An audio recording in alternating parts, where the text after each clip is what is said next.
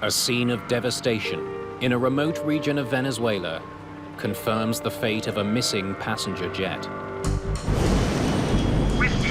West Caribbean Airways Flight 708 has mysteriously dropped from the sky while flying at over 30,000 feet. It took off from Panama. It's a Colombian operator. There was 160 French citizens on board. It's the biggest accident that has ever occurred in Venezuelan territory. Investigators hope the crew's desperate last words West 708, do you have a problem on board? will help them pinpoint the cause of the crash. Affirmative. Tell them we've had a flame out on both Vengeance. But instead, the mystery deepens. It's a storm, Captain. It's a storm. The pilots can't agree on why the plane is falling. Now it's up to investigators to figure it out. Mayday, Mayday.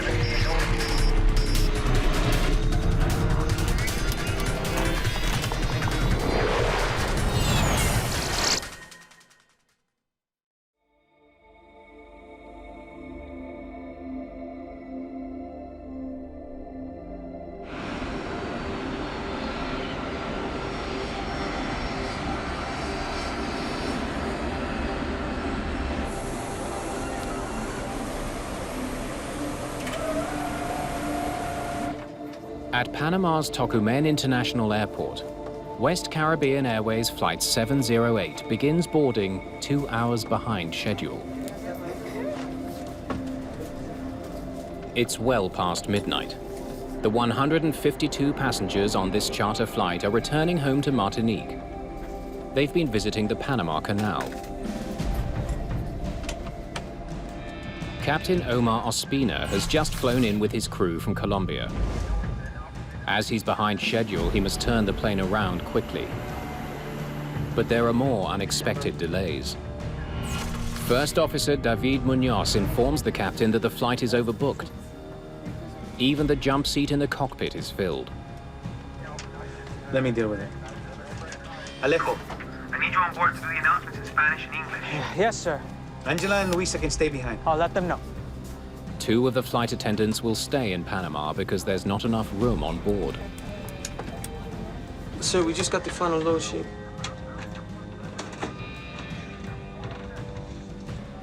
Checking the weight of the aircraft Take off from runway 21 left, sir. 3,050 meters. and the length of the runway, Captain Ospina calculates that he can safely get airborne. Their flight path will take them through some heavy weather, something crews are accustomed to during hurricane season. Okay, we're ready for takeoff. Request pushback clearance. Ground, West Caribbean Airways. 708, request pushback clearance, gate 28. West Caribbean 708. Cleared for pushback, gate 28. Proceed to runway 21 left.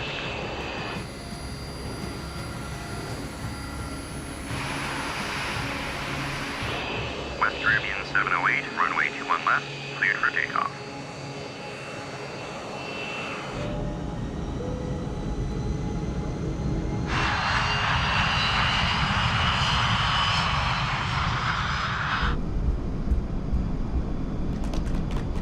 The V1. Rotate. At 1 in the morning, Flight 708 begins the journey to Martinique. They took off from Panama Airport, Tocumen Airport, with a heavy load for a long flight for that aircraft. The flight should take 3 hours. They climb up to 31,000 feet, their initial assigned flight level. They had filed a flight plan with a final cruise level of 330, 33,000 feet. The crew is flying an MD-80. The plane is easily recognizable by its 2 rear-mounted engines. The MD-82 aircraft is a very good aircraft. It's a model that was derived from the DC-9. They made it longer, more fuel efficient, and more modern instrumentation and avionics. Anti-ice on, please. As altitude increases and temperature drops, they activate the plane's anti-ice system. Half an hour into the flight, while cruising at 31,000 feet, the weather ahead is turning nasty. A low-intensity hurricane moving in from the Atlantic has been whipping up winds across the region. Request deviation left. Barranquilla, West 708. Request deviation to the left to avoid formation. West Caribbean 708, clear to deviate left.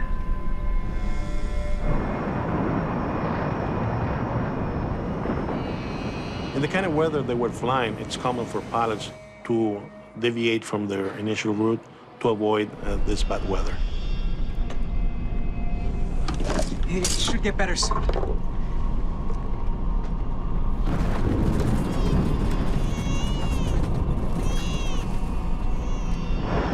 "40 minutes into the flight, the plane has burned through thousands of pounds of fuel, allowing it to fly higher. In order to reduce weight, they had to climb to 31,000 feet, wait until the weight goes down, and then do a step climb up to 33,000 feet. Let's do 330. 330. Barranquilla, West 708. Request level 330. 708, clear to level 330. The captain now begins the climb to their scheduled altitude of 33,000 feet.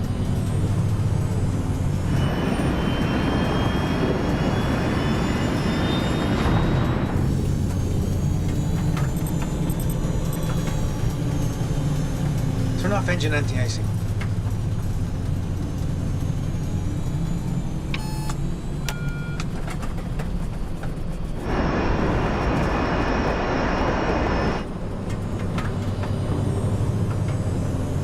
I can't accelerate. The captain notices that the engines don't seem to be responding. Can go to the bathroom. The crew isn't overly concerned. Almost a third of the way to Martinique, West Caribbean Flight 708 enters Venezuelan airspace.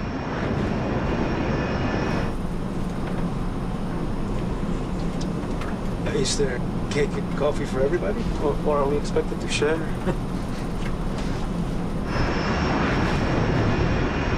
As the storm intensifies, First Officer Munoz worries about icing. Can I turn it on, Captain? Do we have ice?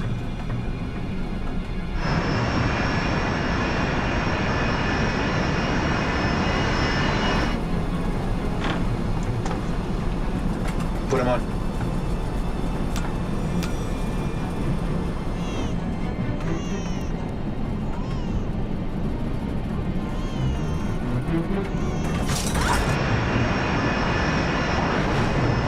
Soon the turbulence gets worse. Man, there's a lot of nasty weather. Put the fasten seatbelt sign on.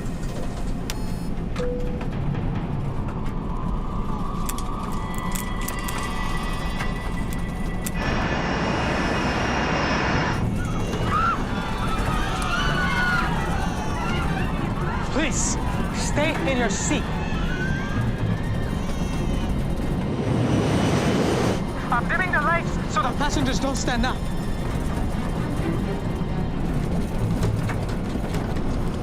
Should we go down to level 310? Do it. Maiquetía, Whiskey. The Mayday air traffic control station in Venezuela isn't equipped with radar. Request descend to level 310. The controller depends on pilots to tell him where they are. 310. Captain Ospina turns off the autopilot, Give me 310. and the plane starts heading back down to 31,000 feet. The turbulence is getting even heavier. And then suddenly the stick shaker goes off. It's the most serious warning that a crew can get.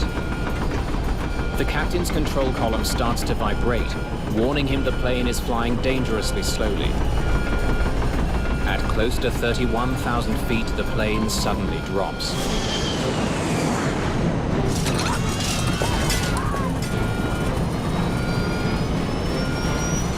It's a storm, Captain. It's The plane is falling fast. The crew has only seconds to figure out why. What's 708? Level down to level 240. Descending to 240. Do you have a problem on board? Affirmative. Tell them we've had a flame out on both engines. We've had a flame out on Both engines. Confirm? We've had a flame out on Both engines. Roger. Confirm radial and distance from Punto Cabello, if possible. The controller needs to know where they are. Negative. We are 14,000 feet We're about 4,000. and going down. The plane is uncontrollable. Keep your heads down. Stay down.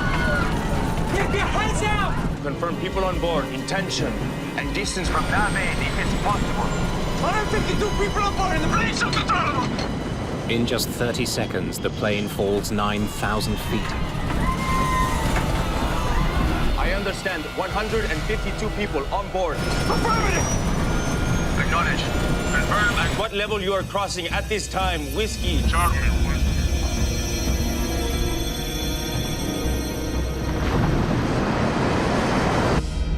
Whiskey, Charlie, Whiskey, 708. Confirm position if possible. Whiskey, Charlie, Whiskey, 708. Confirm position if possible. While flying almost 10 kilometers above the Earth, West Caribbean 708 mysteriously drops from the sky. Position if possible. Air traffic control in Venezuela doesn't know its location, nor if anyone has survived.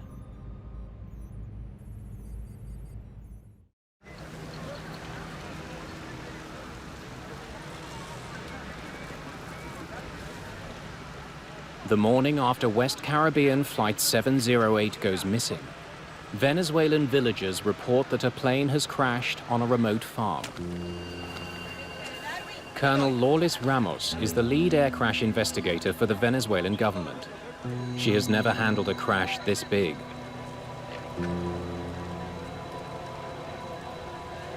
She's shocked by what she sees. All 160 people on board, most of them French citizens from Martinique, have died. Fue muy impresionante para nosotros porque era nuestro primer accidente. It was a real shock for us because it was our first really big accident, and it had the highest number of deaths for any crash in Venezuela. We felt a lot of pressure because of that. The scope of the investigation is daunting. Lourdes Ramos knows the plane that has crashed is one of the safest planes in the world. There are more than 3,000 such planes flying every day. Investigating a crash where an aircraft so popular as the MD-80 is a great responsibility because of the effects they could have on the rest of the fleet. The Colombian, Venezuelan, and French press from Martinique all descend on the site demanding answers. The plane has crashed in a lawless area next to the Colombian border. Kidnappings are common. The Venezuelan army informs investigators that it can only protect them during daylight hours. We don't have a lot of time. Let's get everything documented. Ciertamente, el equipo no estábamos incluyendo. Certainly our team, including myself, wasn't prepared for the emergency we faced. El accidente complejo y muy difícil poder. This accident was complex, and it was very difficult to quickly figure out what had happened. De lo que había sucedido. After the victims have been removed, the investigators' first goal is to determine how much of the plane landed intact at the crash site.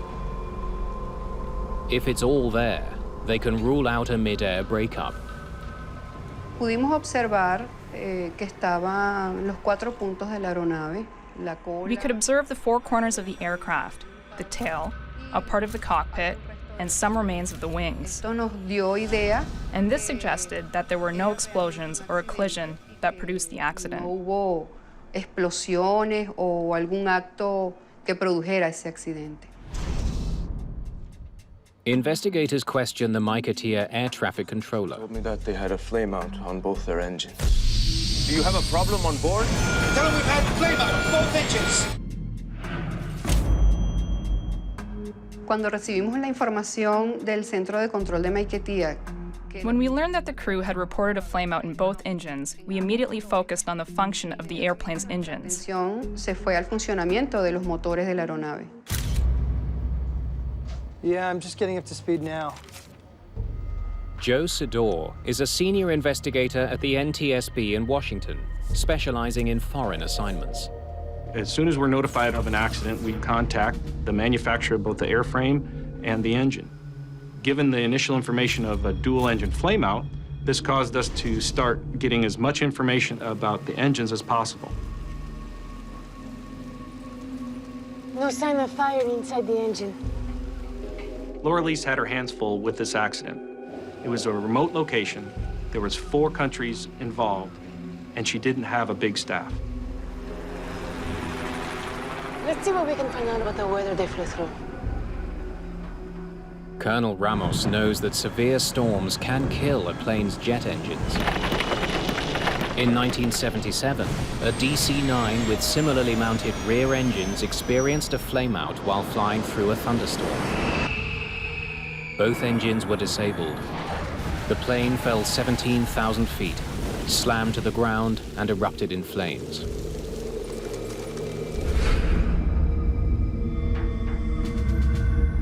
Investigators suspect that the engines of Flight 708 may have flamed out either from heavy rain entering them or due to turbulent winds. One way to think of an engine flameout is when you have a pilot light go out on your furnace at home. The engine is working properly with combustion going on internally, and then the flame stops and the engine quits. If both engines flamed out, it would explain why the plane fell from the sky in one piece.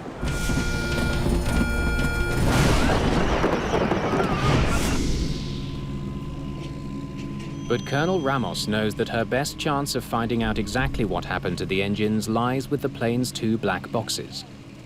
They could hold critical flight and voice data.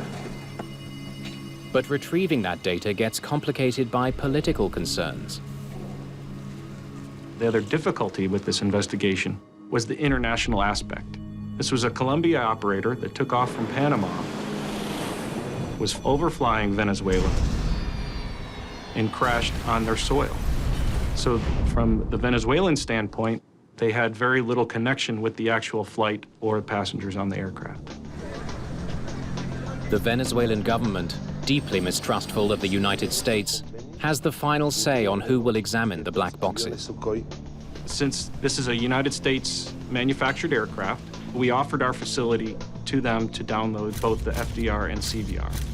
But they requested that they be downloaded at the French facility of the BEA, our counterparts in Paris. The black boxes are sent to France for expert analysis. The French aviation authorities participated in the accident investigation because all the passengers were French citizens that lived in Martinique.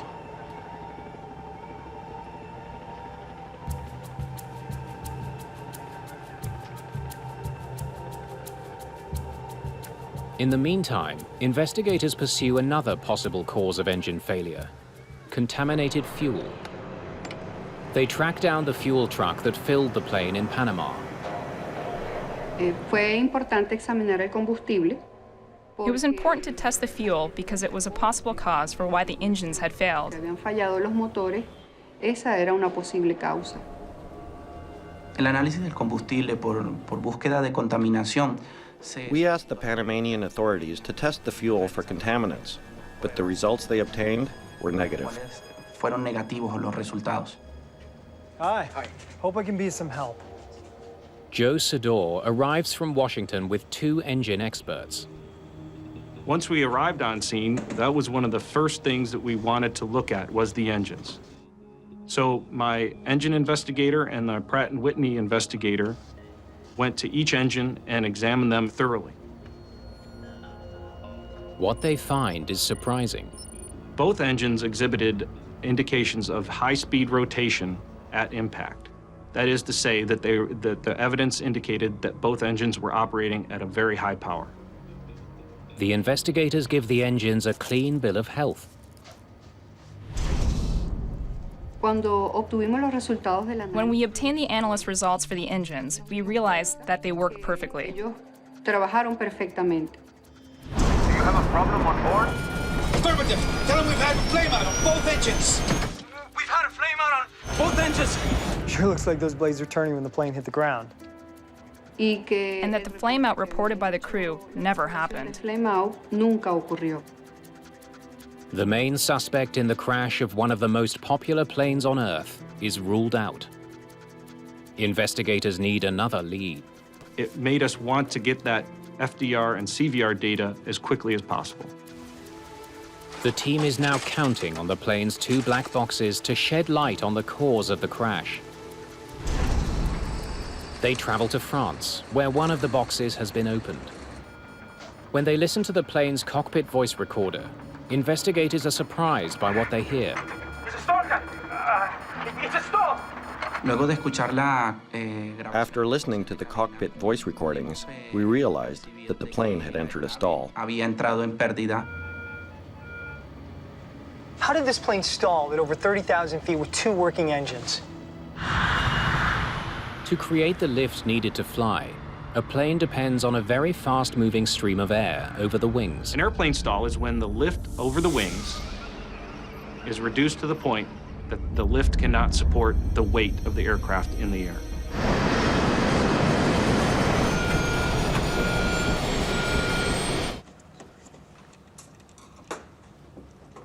It's unusual for planes to stall at such a high altitude.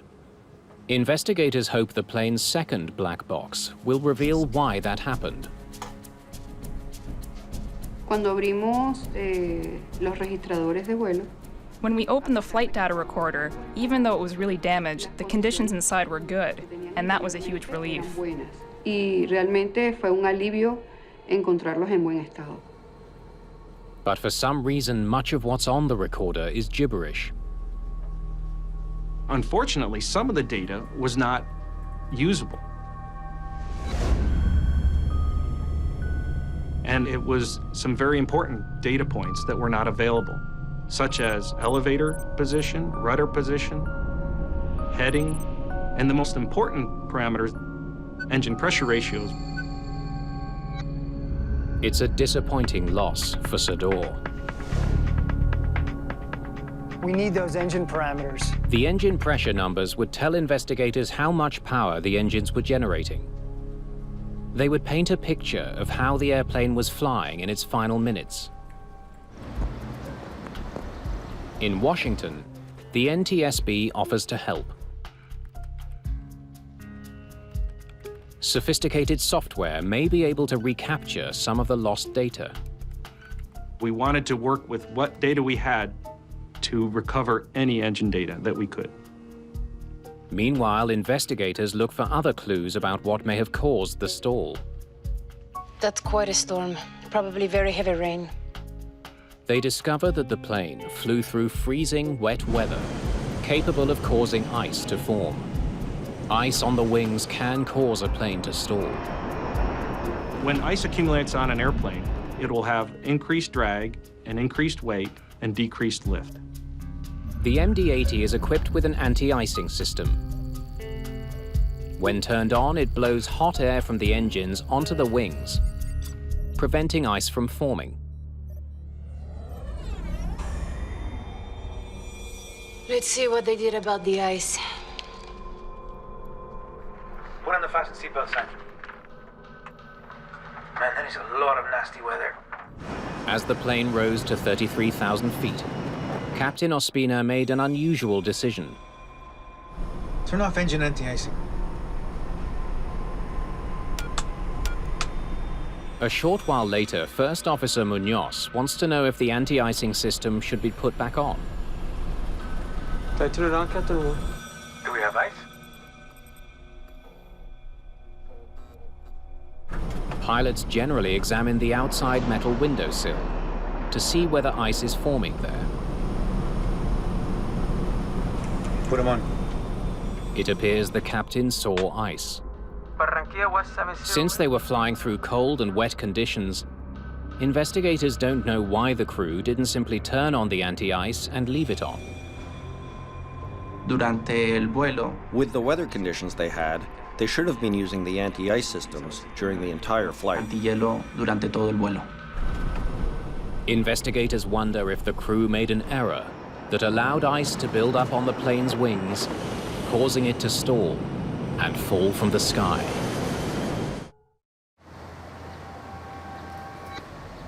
Promising new evidence in the crash of West Caribbean Flight 708 may help the investigative team to zero in on the cause of the disaster. The NTSB has managed to recover missing data about the MD-80's engines.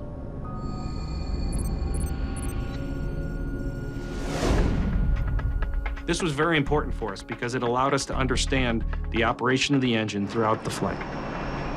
If there had been ice on the wings, the engines would have had to work harder to overcome the friction it creates. The engine power numbers would have gone up. Look at this. Engine power wasn't going up, it was actually going down. Therefore, that showed that there was no ice on the airframe. Ice didn't cause the stall. So what did? Investigators must determine why the engines weren't providing the power needed to keep the MD-80 in the air.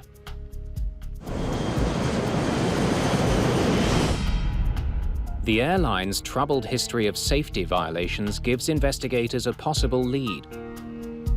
It had been cited for flying overweight planes. Colombian authorities used to bring the aircraft to a scale they have at Bogota Airport and compare against the manifest, and in some occasions they found that the aircraft was heavier than what was reported.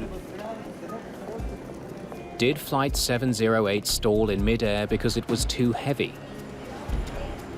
Durante la visita que se realizó a Panamá, During our visit to Panama, we observed that West Caribbean didn't have very rigorous control over the checking of passengers' luggage and their weight. de los pasajeros. If a plane is too heavy, it may not be able to fly at higher altitudes where the air is less dense. Pilots need to make these calculations carefully.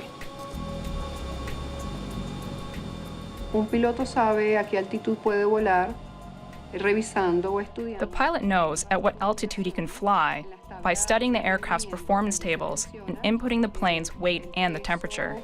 La temperatura. What investigators don't know is whether Captain Ospina did the maths correctly. Stand by. They now try to calculate whether Flight 708 was too heavy to avoid stalling at 33,000 feet. So we went back and looked at the number of passengers on board, the number of crew on board, and the weight of the aircraft itself, along with the baggage.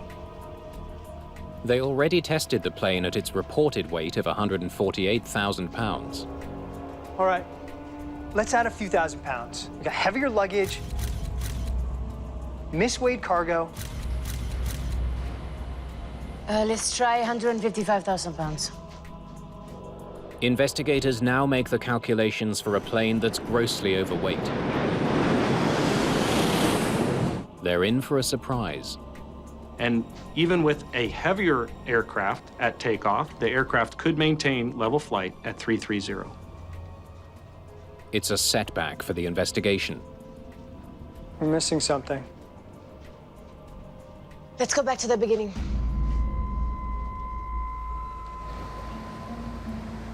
After much research, investigators still can't figure out what caused the plane to stall.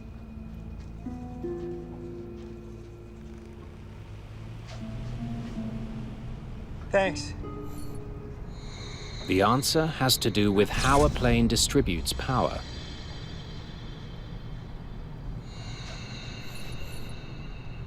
When it's turned on, the anti-icing system draws energy from the engines, reducing power for thrust. This decrease in thrust can affect the performance of the airplane depending on the weight and the altitude.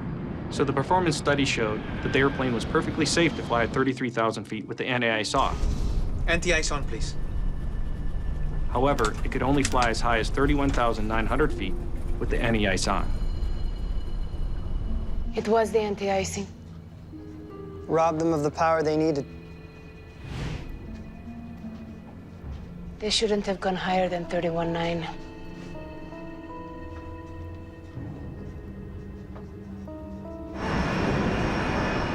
La conclusión a que llega el equipo de investigación. We concluded that the aircraft was flown too high for its weight and the weather conditions it faced. Eso y las condiciones que tenía todo el vuelo. Put them on. The airspeed started to decelerate when the flight crew turned on the anti-ice system. This reduced the thrust of the engine. Investigators conclude the reduction in thrust led the plane to stall. Sir, we just got the final load sheet. They now assume that when Captain Ospina calculated his maximum cruise altitude, he failed to factor in the need for anti-icing. There are many factors they have to take into account when planning, and apparently they did not do it in this case. But if low thrust led to a stall, why didn't the crew notice? Part of the answer is that while the problem was developing, they weren't flying the plane. They had their autopilot on. The autopilot should not let a plane stall. Investigators wonder why this particular autopilot let that happen.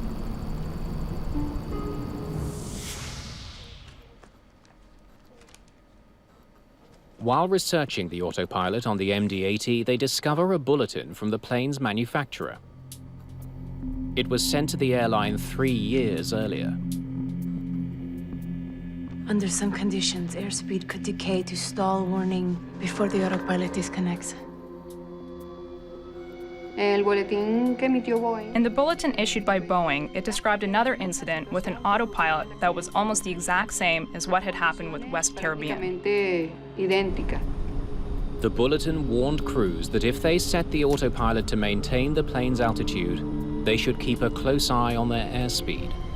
The operation bulletin warned that with the autopilot on and at altitude, that a similar situation could occur, where the aircraft could maintain altitude and airspeed could decrease if the pilots were not monitoring the airspeed. So in order to maintain altitude, as the speed goes down, the aircraft starts to pitch up, nose up altitude, increasing the angle of attack to have a better lift. But that has a problem because you cannot exceed certain angle because you can enter stall condition. In this case, the autopilot led the aircraft into a condition that caused an excessive angle of attack. That generated the stall. As important as the bulletin was, there's no evidence that it ever reached West Caribbean's pilots. Investigators now have a deeper understanding of the events causing the stall. The crew were not monitoring their instruments, believing that the autopilot would maintain the correct speed. They were wrong. It was at this moment that the captain began to notice that something wasn't right. We can't accelerate. Go to the bathroom. That they were aware that they had a problem, but they didn't know why. The captain decided to descend to an altitude where the engines would perform better. 310. And descending to 31,000 feet was the right choice. That's why he disconnected the autopilot to begin the descent. Give me 310. The plane is very close to stalling, but the crew is just a few seconds away from overcoming the problem. If he would have attained 31,000 feet, during that descent, the speed would have gone up and he would have recovered the lift, and after leveling off, there will have been no problem at all. They almost made it, but the captain was oblivious to his biggest threat. The plane is still traveling slowly, with its nose raised at a dangerously high angle. That's when the crew experienced some bad luck. The weather they were flying through was turbulent. Winds were intense, and the plane was vulnerable.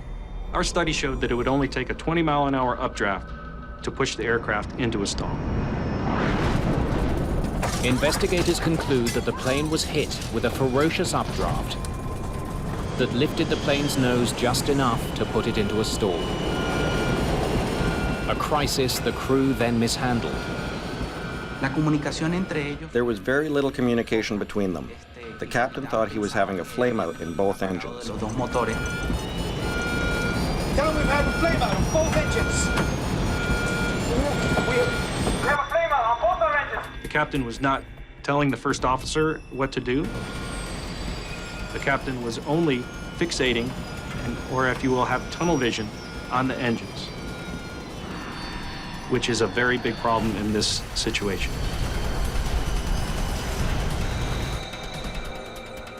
As the investigation into the crash of Flight 708 nears completion, only one mystery remains unsolved. It's a stall! Munoz seems to know what was happening. Why did the crew fail to recover from a stall that they'd been trained to overcome? To get out of a stall, a pilot should increase thrust and pitch over, that is, push forward on the control column. But as the recovered flight data shows, that is not what Captain Ospina did. There is no indication that the pilot pushed forward on the control column to reduce the angle of attack and to increase speed. He's pulling back on the control column. At that point, it was impossible to recover from the stall. The captain should have pushed forward. The question remains, why didn't he? Investigators get their first clue when they re-examine the engine data at the precise moment of the stall. That's what distracted the captain. At the time that the airplane stalled, we also saw that both engines rolled back at the same time.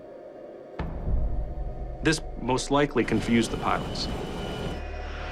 When airflow to the engines is disrupted, it causes a rollback, reducing thrust.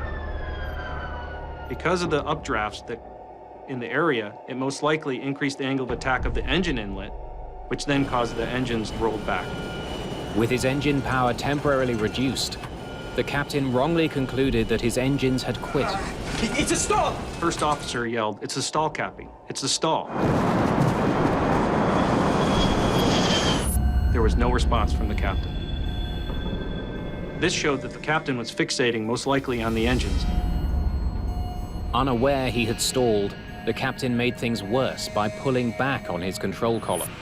That kept the nose of the plane angled dangerously high.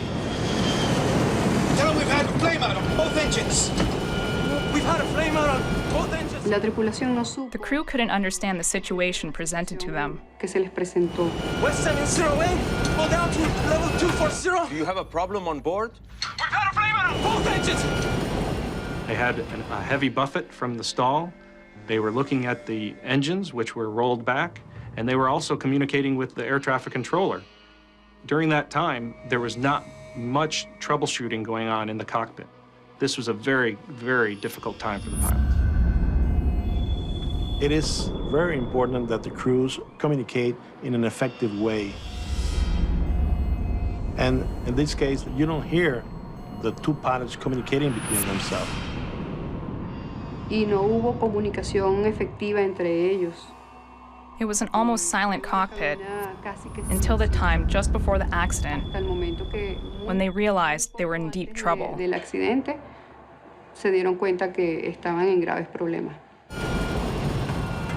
But by that time, it was already too late. They were past the point of no return. During that descent, according to the flight data recorder, they reached a rate of descent, an average of more than 12,000 feet per minute.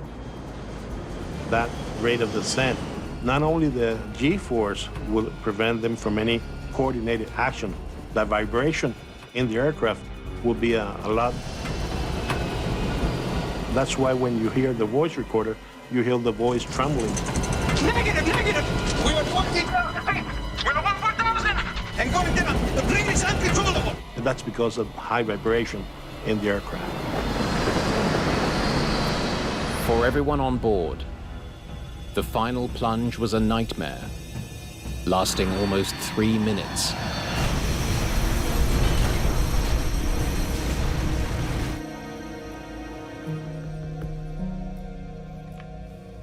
Whiskey, Charlie, whiskey.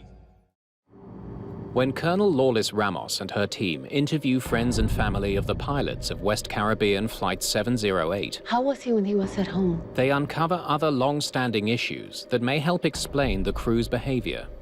West Caribbean Airline was going through a very critical financial status. Esto debido a una situación económica que atravesaba la empresa West Caribbean. Because of West Caribbean's economic struggles, the crew members hadn't been paid for 6 months. Que tenían aproximadamente como 6 meses que no cobraban su. And this could have influenced the captain's concentration. De alguna otra manera influir en la concentración del capitán al momento de atender la emergencia. Investigators discover that Captain Ospina was forced to take a second job, moonlighting in a bar, in order to make ends meet for his family.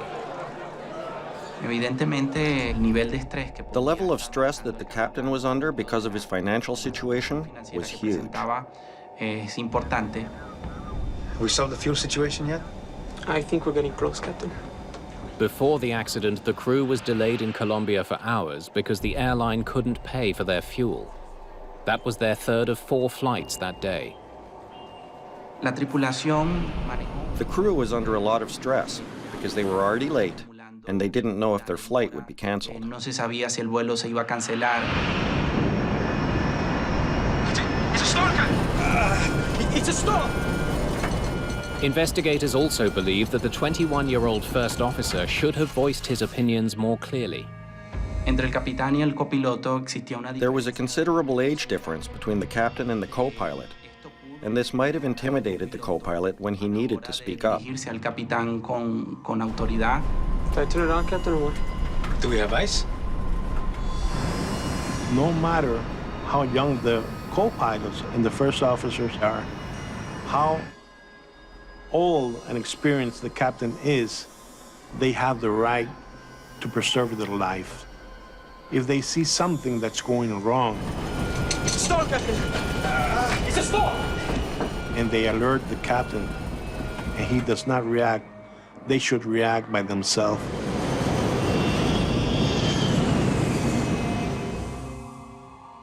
The investigation's official report concludes that there was an insufficient level of situational awareness in both pilots. Although the pilot's actions are in question in this flight, we also have to look at the operator. Did the operator provide proper training? We found that the training was insufficient, that they did not receive proper CRM training and they did not receive proper stall training.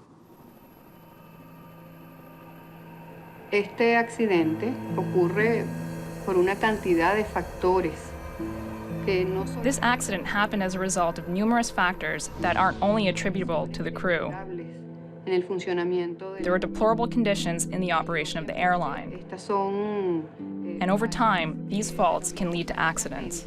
y que en el transcurso del tiempo van afectando negativamente todo el funcionamiento de la empresa. Negative! Negative! We're at 14,000 feet and we've had to climb out both engines. The report makes a long list of recommendations to ensure that the tragedy of Flight 708 never happens again. Se hizo recomendaciones de seguridad a la Autoridad Aeronáutica Colombiana. We made recommendations to the Colombian aviation authorities to improve pilot training, specifically better training in crew communication and having a better awareness about the use of the plane's autopilot. Del uso del piloto automático en las aeronaves MD. After this accident occurred, the airline was grounded and it never operated again. It went bankrupt and simply disappeared. But West Caribbean Airways did leave a valuable legacy. Better safety measures for every other MD-80 taking to the skies today.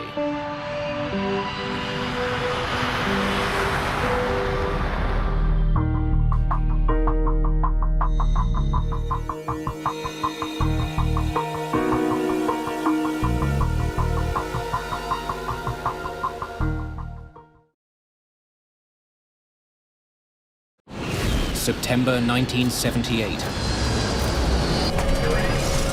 A Boeing 727 is headed for the ground. Easy, baby, easy, baby.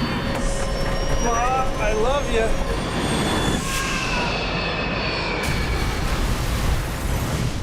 San Diego becomes the site of the worst aviation disaster in U.S. history. My hair stood up on the back of my head when I learned that this crash had occurred.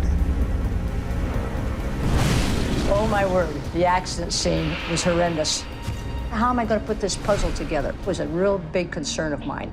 Evidence leads investigators to a remarkable conclusion. Oh, yeah. Before we turned downwind, I saw about one. A horrendous accident may have been caused Oh, yeah. Before we turned downwind, I saw him about 1 o'clock. by a single misheard syllable.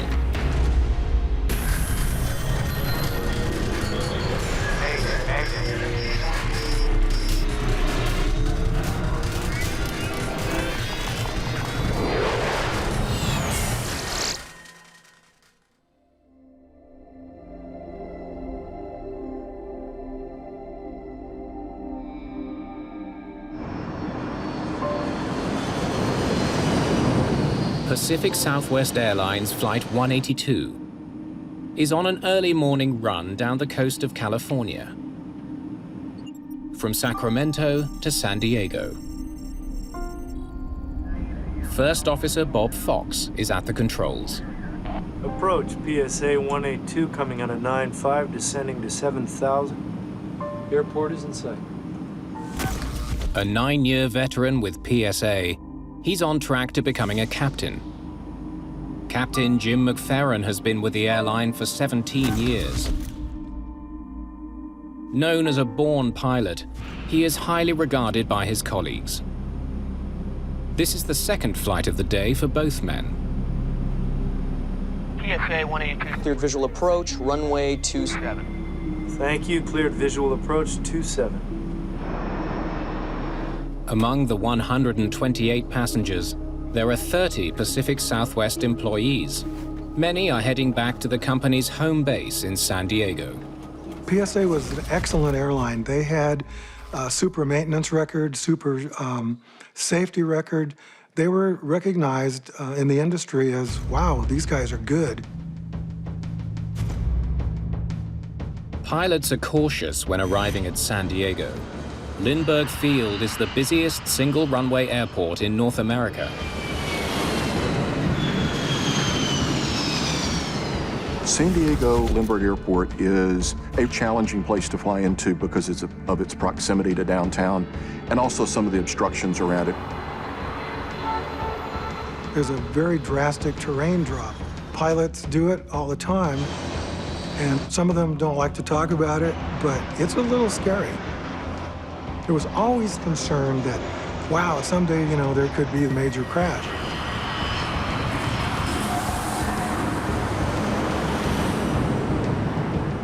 Several other airports nearby are abuzz with commercial, military, and private planes.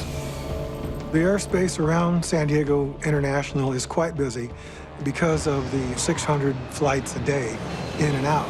So there are planes taking off and landing constantly. Flight 182 will have to thread its way through all this traffic while passing over the city, preparing to land on runway 27. Martin Wayne is at the engineer's console. As they approach the airport, he contacts the company's head office. We're out of Los Angeles, San Diego at 0905. PSA 182. Roger. A little late, but thank you. I just called my off report. The guy started laughing. Make it up by reporting our next takeoff now. Very nice.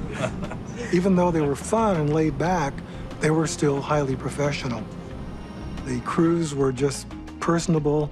You felt like they wanted you to be on their airplanes. It was great. Catch our smile was their motto. It was an experience. It was fun.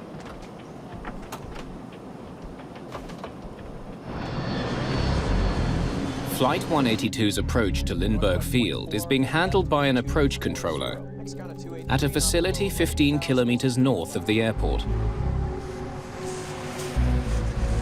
The approach control facility is quite busy, and that's stressful because you're handling so many different airplanes in the same airspace.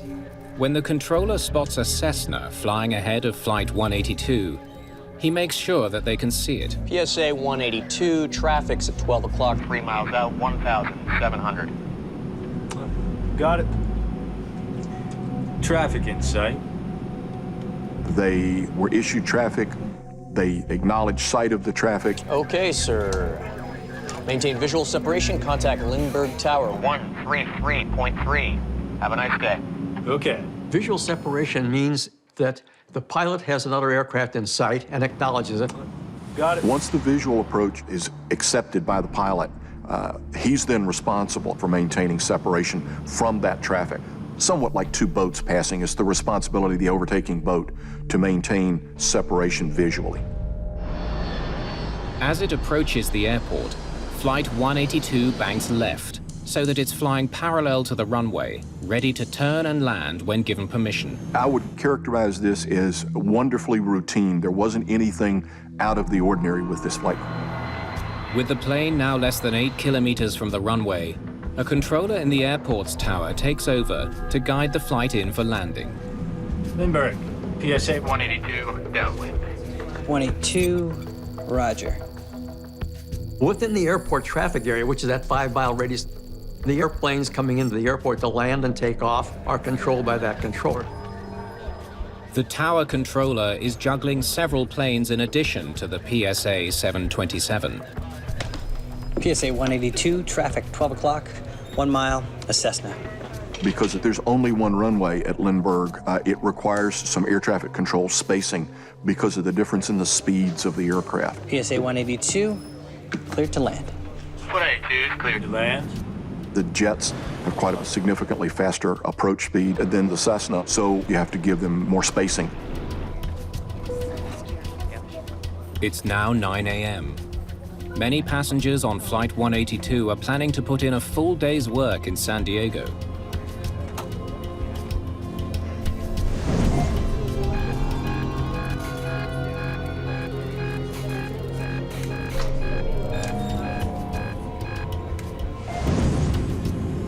Gear down. Minutes from landing, pilot Bob Fox spots a distant plane. There's one underneath. I was looking at that inbound over there.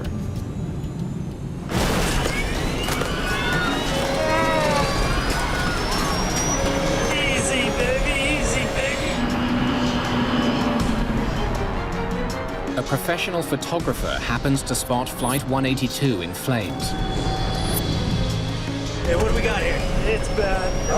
We're hit, man. We're hit. Doc. We're going down. This is PSA. Okay. We'll call the equipment for you.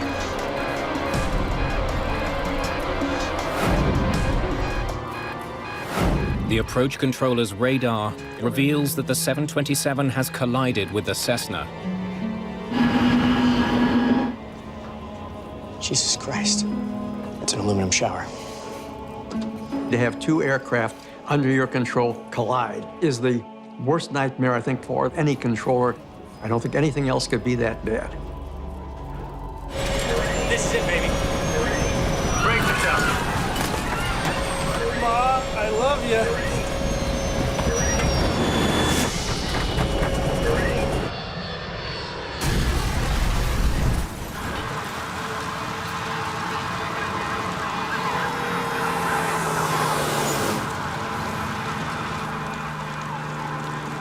All of a sudden, just went right in. Just a burst of flames. It was just incredible.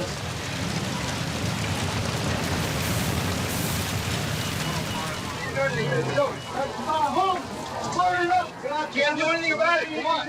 And my hair stood up on the back of my head when I learned that this crash had occurred. This huge mushroom cloud of smoke and fire was seen by thousands of people. Two planes have collided and fallen from the sky over San Diego. The city is in shock. But the full scope of the tragedy is only beginning to emerge.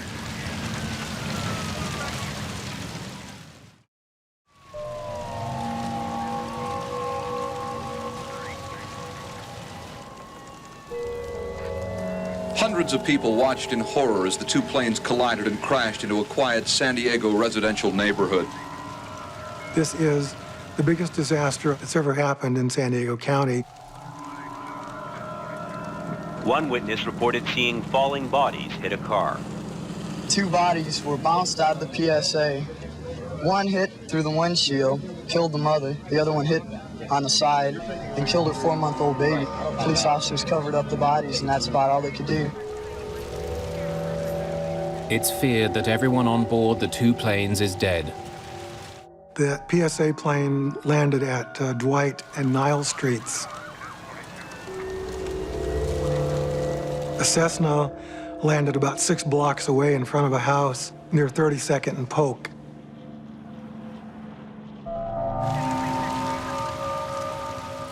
"22 homes are destroyed. 7 residents are killed. 9 more are injured. The city feels overwhelmed. We heard on the news, so we came down here to see what we could do to help. We've been walking through here, carrying water, and it's just such a bad scene. It's really horrible. Greg Clark is a San Diego police officer who rushes to the scene to help search for survivors. For me, it looked like a large bomb had gone off. Everything that was in the path of the aircraft just completely destroyed. There were passenger seats stuck in the side of houses, and pieces of fuselage just everywhere.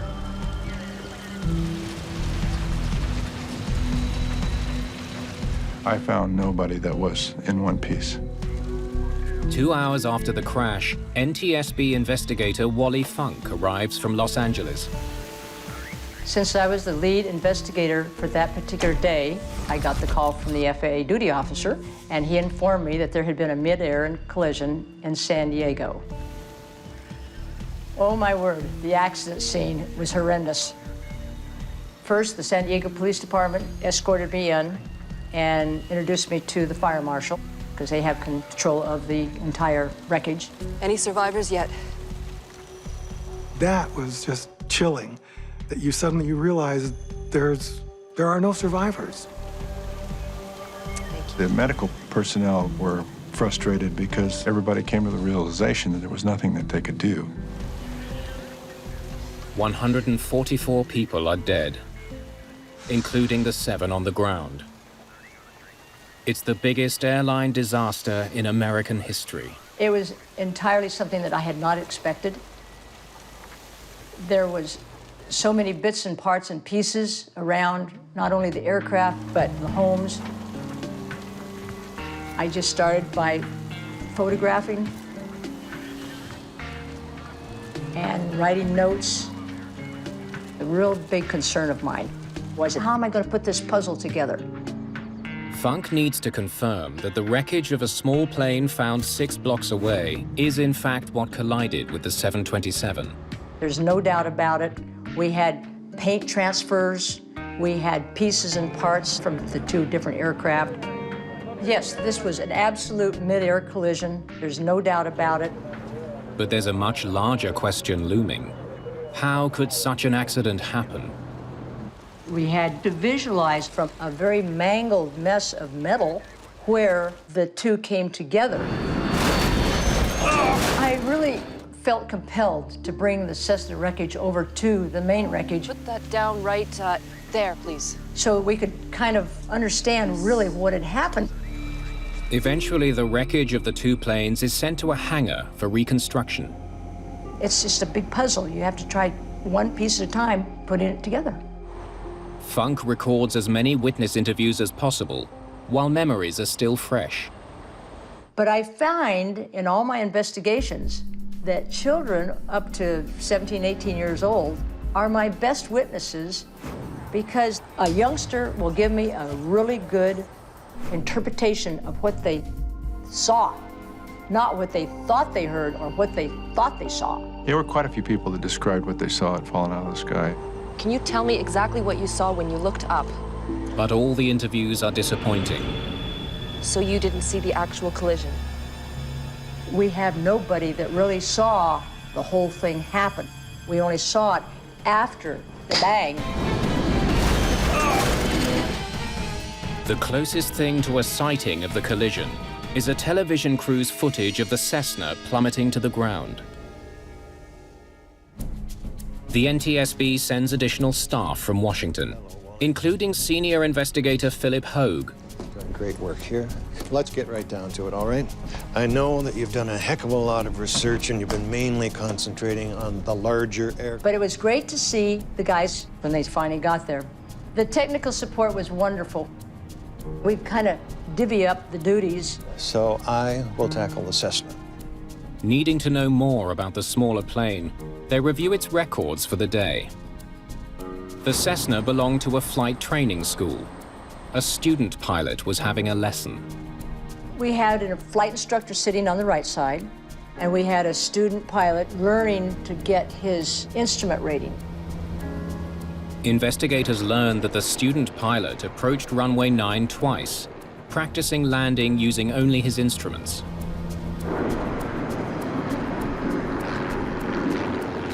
Instrument pilots need more the practice of approaching the runways as opposed to the landings.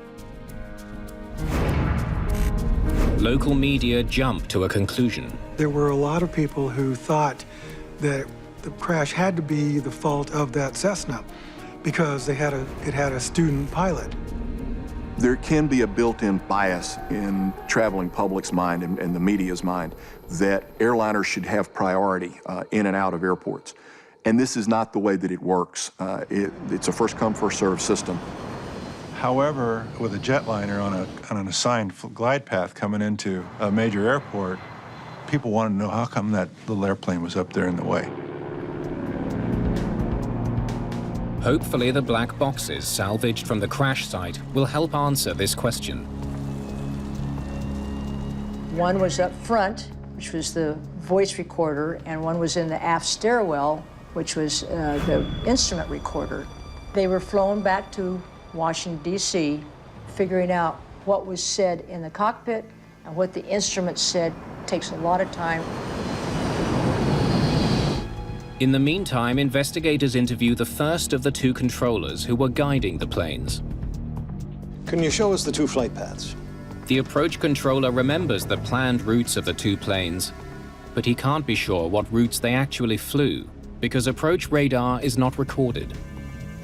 So the 727 was flying east to do a turnaround and land on runway 27.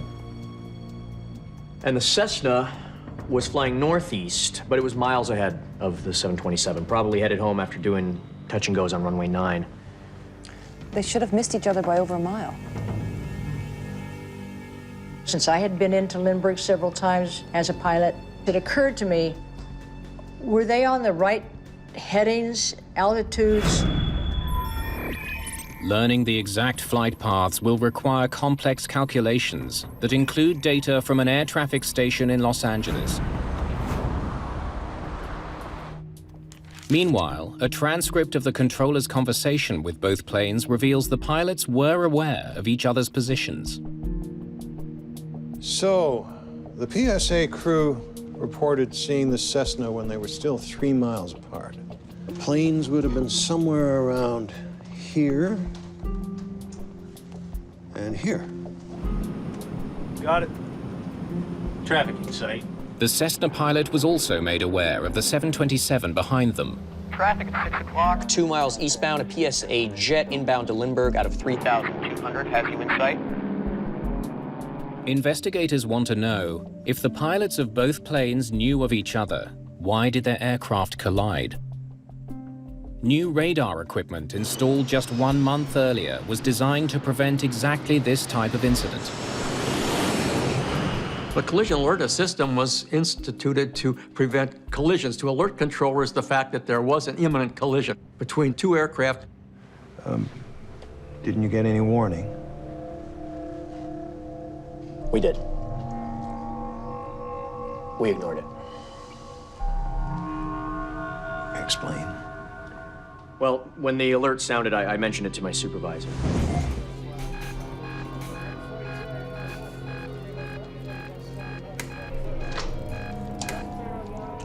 It's alarm again. I talked to both planes. PSA 182 has confirmed a visual sighting of the Cessna. We're not expected to contact the pilots if they're flying by visual rules. Not to mention we get about 13 alarms a day, so. He went to his advisor and told him what he had, but since they had had so many false ones, they really just kind of disregarded it. The controllers decide not to act on the alert, but they still contact the Cessna and repeat an earlier message. Traffic in your vicinity. PSA jet has you in sight. He's descending for Lindbergh. You could almost call it a courtesy call by the approach controller to the Cessna. But at that exact moment, get over here. The planes collide. I feel they should have watched these two aircraft a little closer. I think they were rather cavalier about it. Investigators interview the Lindbergh Tower controller, trying to understand why he also failed to warn both planes about their impending collision. They discover that to monitor traffic, he relied on a less sophisticated form of radar. The tower controller did not have the collision alert system at the time. When the controller saw the planes within 1.5 kilometers of each other, he made contact, warning the 727. PSA 182. Traffic, 12 o'clock, 1 mile. Cessna. I think he's passing off to our right. Yeah. If the pilot says he's passing off to our right, this implies that he's still maintaining visual separation. It was his responsibility, and you would not worry about it.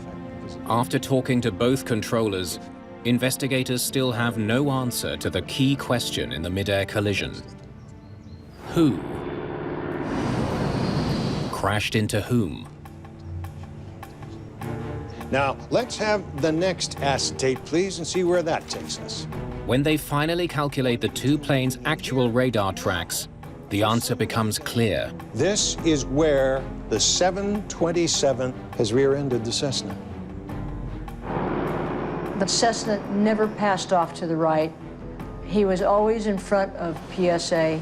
The 91-ton aircraft, flying at almost 300 kilometers per hour, simply tore apart the much slower and lighter Cessna. We have plotted down here, this is the third position. The radar track reveals another important detail.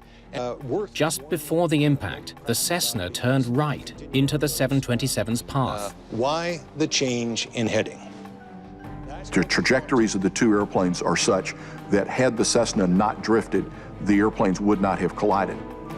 Close examination of the Cessna's training flight log reveals one possible reason for the change in direction. He was wearing a training hood. The Cessna pilot wore a training hood. It's a device worn during instrument flight training. A pilot undergoing training for an instrument rating must learn to fly with exclusive reference to the instruments. So on good weather days, there has to be some means to block the natural horizon, the outside. And it was a black hood that came out about this far from his face so that he couldn't see outside. Funk wonders if the hood could have caused him to go off course at the worst possible time. The Cessna was told to stay on a 70-degree heading. 711 Golf, San Diego departure. Fly heading 070. Pilots are taught to scan their instruments to maintain their heading. On occasion, you'll see headings that will drift because a learning pilot doesn't have the heading in that scan fast enough. But even if the hood did play a role in causing the Cessna to drift, but it does not explain why the PSA crew couldn't see the Cessna. Got it. Traffic in sight. how did the veteran crew of a 727 lose sight of a plane flying directly in front of it?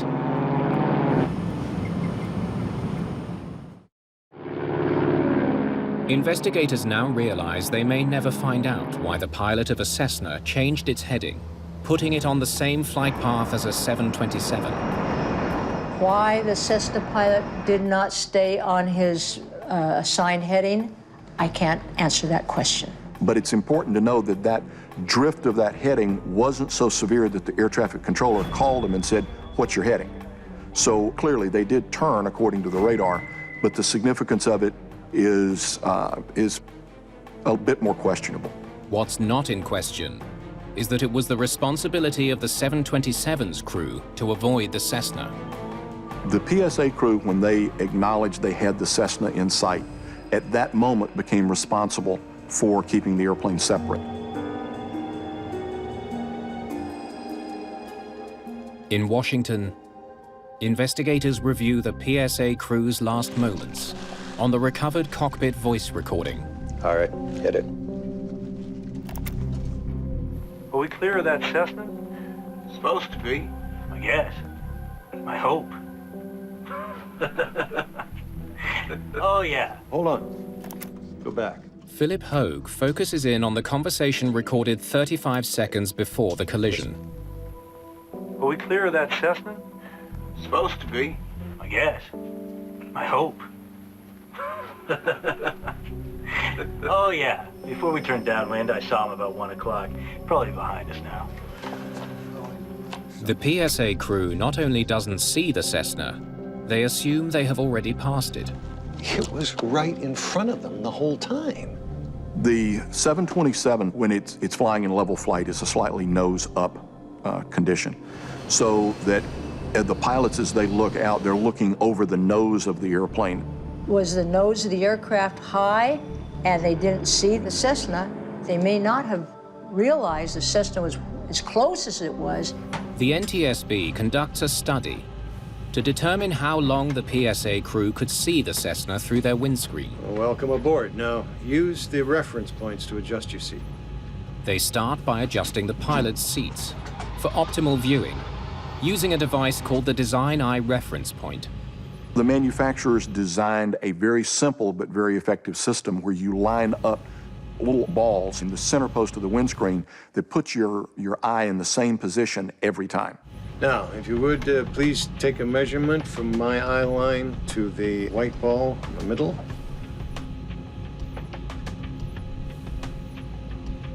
Okay, now from the eyeball to the floor, please.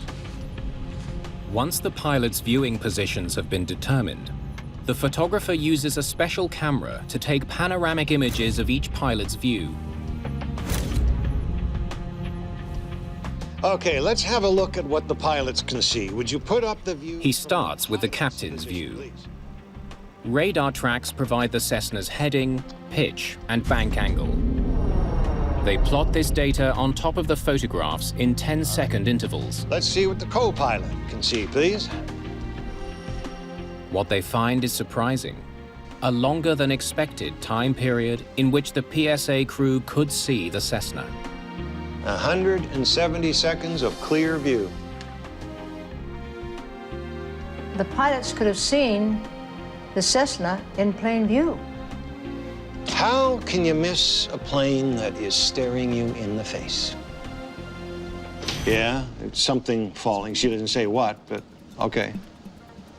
All right, I'll take that, Sue Pritchard. Investigators wonder if witness reports can shed some light on the mystery. They discover that there may have been something in the air that misled the pilots. We had collected 220 witness reports, but 16 of those witness reports revealed that they thought they saw other aircraft in the area.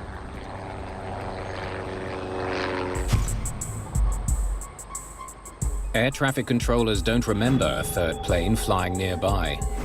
But many small planes don't carry a transponder, the device needed to identify them. Had they not had a transponder, the third airplane may not have been visible to the radar in the San Diego approach facility. Investigators study the cockpit recordings more closely, searching for clues about a third plane. Oh, yeah. Before we turned downwind, I saw him about 1 o'clock. Probably behind us now. 35 seconds before the crash, the crew assumed the Cessna was safely out of the way. But the captain's 1 o'clock reference seems odd. The flight paths of the two planes show that the Cessna was never in that position. Cessna was at there 11 o'clock. So, what plane were they looking at? The fact that it was at 1 o'clock instead of 11 o'clock indicates that there's a possibility that he saw another aircraft. It may have been quite some distance away, but he saw another aircraft. Then another clue about a possible third plane. There's one underneath. I was looking at that inbound over there. The plane he spots is flying inbound.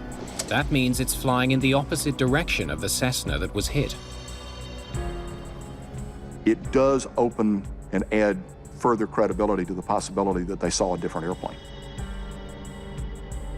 But what plane exactly may never be known, even after factoring in the 16 reported sightings of other aircraft. The team concluded that the 16 witnesses could not really put an aircraft in that particular area at that particular time.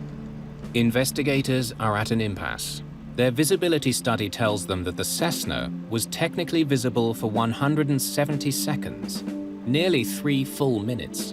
So why did the crew of the 727 lose sight of it? They go back to the cockpit recording. 3 miles just north of the field, northeastbound. Cessna 172 climbing VFR Okay, stop at tape. 1,400. 135 seconds to impact. This is when the controller first mentioned Cessna. Okay, roll tape again.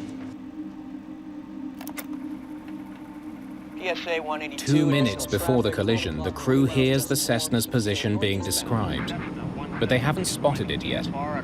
The silhouette of the Cessna would have been difficult as they were approximately the same altitude. They're going in the same direction, so that one of the things that the human eye picks up is movement. And for a good part of the time, this is not moving in the windscreen. San Diego Ops, we're number 2 because we try harder. The Cessna has now been visible for nearly 80 seconds out of their window, but the crew has failed to see it. 90 seconds to impact. They get another warning. And after we read and saw what CBR said, I feel that they were distracted in their conversation. Roll tape. PSA 182, traffic's at 12 o'clock. 3 miles out, 1,700. Got it. Traffic in sight. Stop tape. 85 seconds before impact, the 727's pilots spot the Cessna flying ahead of them.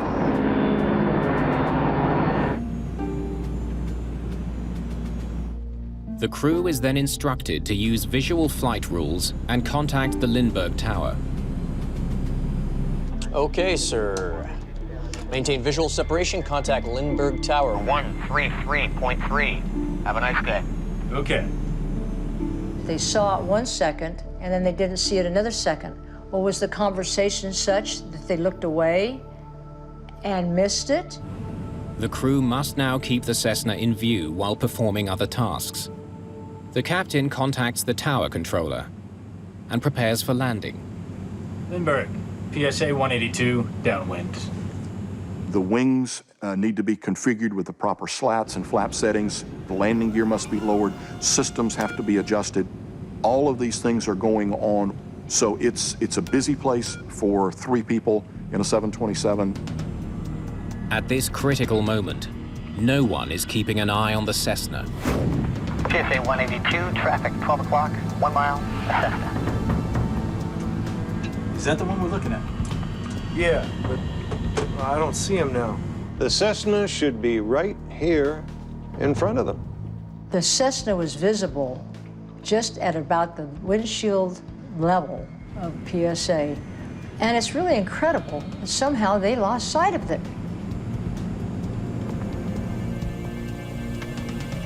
Okay, can you show me how you normally adjust your seat, please? But when investigators learn more about how PSA pilots adjust their seats, they begin to understand how the crew may have lost sight of the Cessna. That's it? You don't use your reference points? It's not a requirement to utilize the manufacturer's designed iReference position. Investigators discover that many pilots adjust their seats to their own personal settings. Pilots come in all sizes and shapes. They learn quickly to adjust the seats to the position that's comfortable. Some pilots want to sit lower so they can see their instruments better. From this new seat position, the Cessna's location on the windshield is recalculated. The results show an important difference between the two seat settings. With the new setting, the crew would have had the Cessna in view for only 5 to 10 seconds, not a few minutes. 5 seconds. That's all. The position of the Cessna was down below the nose or the reference that the pilots could see. If they had moved their heads up, the Cessna was still visible, but otherwise it was below the windscreens. Okay, let's play Find the Cessna. But even assuming that the crew did lean forward, investigators now realize they would face other problems in spotting the Cessna. It's almost camouflaged. They become harder to see, and the terrain makes it even more so because you have white roofs, you have dark roofs, you have roads, you have lakes, you have trees, so the background changes and the aircraft will move across this background. Is that the one we're looking at? Yeah. I don't see him now. The Cessna is now flying too close to the 727 to be viewed without leaning forward, and it's against a backdrop that makes it hard to recognize. PSA 182. Cleared to land. 182 is cleared to land. A collision is now imminent, and the 6 men involved in preventing it are oblivious. The Cessna pilot can't see out of his window. His trainer has failed to notice the plane is off course. The 727's crew have the Cessna in a blind spot, but both controllers assume the crew can see the Cessna and will avoid it.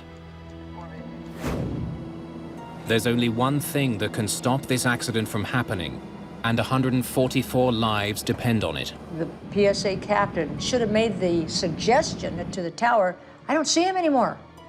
Captain McFerrin will talk to the tower about the Cessna, but a misunderstanding over a single word will prove deadly. The two planes are 70 seconds from colliding over San Diego. PSA 182. Traffic, 12 o'clock, 1 mile. A Cessna. Flaps 5. Is that the one we're looking for? Yeah, but I don't see him now. The fate of Flight 182 now depends on the captain clearly communicating this to the tower. Okay, we had him there a minute ago. But the captain is not clear. 22, roger. And the controller assumes the Cessna is still in sight. When the PSA crew lost visual contact, they're responsible to tell the air traffic controller, I no longer see the Cessna. Still uncertain about the Cessna's location, once again the captain tries to explain his situation to the tower. I think he's passed off to our right. The comment that the captain makes indicates that they're not sure, that they don't have him in sight at that moment. The controller could force the PSA flight or the Cessna to change course, but he does nothing. It's very difficult to determine what that exchange between the air traffic controller and PSA meant to each of the pilots. The captain made the comment, I think he's passed off to our right. Indicating that he wasn't 100% sure. The air traffic controller heard it as a declarative statement and answered, yep. What that meant to the PSA crew, I'm not sure we'll ever know. He was right over here a minute ago. Yeah. But they were satisfied with the situation enough that they continued the approach, and the air traffic controller was satisfied with the situation enough that he did not make any further comments about it. Okay, we had him there. Investigators want to know why the controller took no action. They compare two separate recordings of the conversation between the captain and the controller. Okay, Chris, let's hear the cockpit first. I think he's passed off to our right. Passed. I thought I heard passing before. Double check that, please.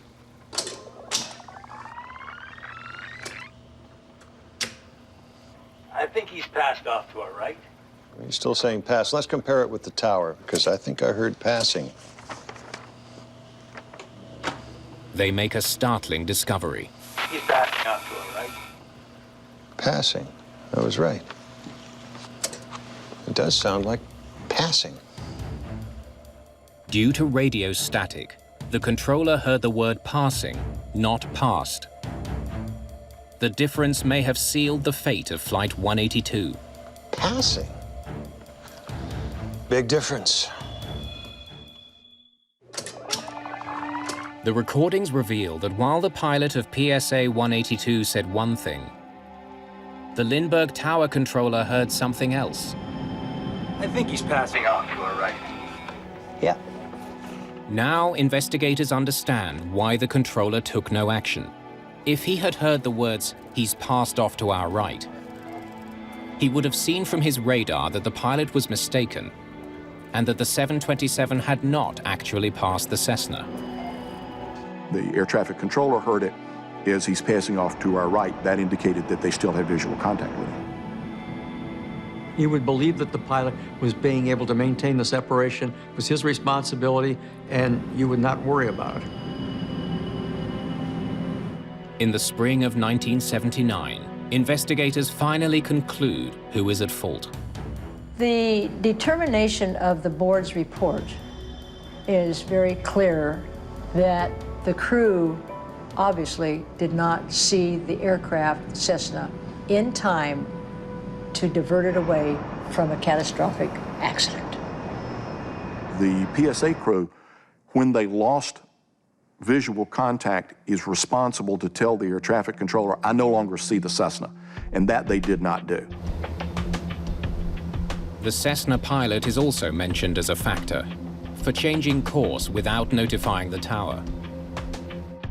Both controllers are criticized for not following protocol and giving the 727's crew the specific heading of the Cessna.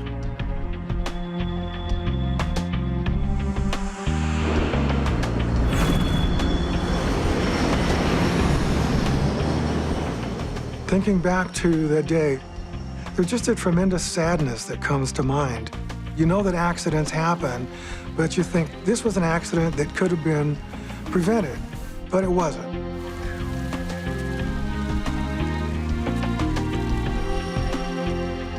Recommendations in the report focus on improving the air traffic control system at Lindbergh Field.